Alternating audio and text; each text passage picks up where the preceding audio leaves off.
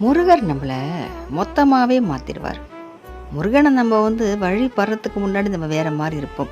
அவரை வழிபட்டதுக்கு அப்புறமா நம்ம வேறு மாதிரி மாறிடுவோம்.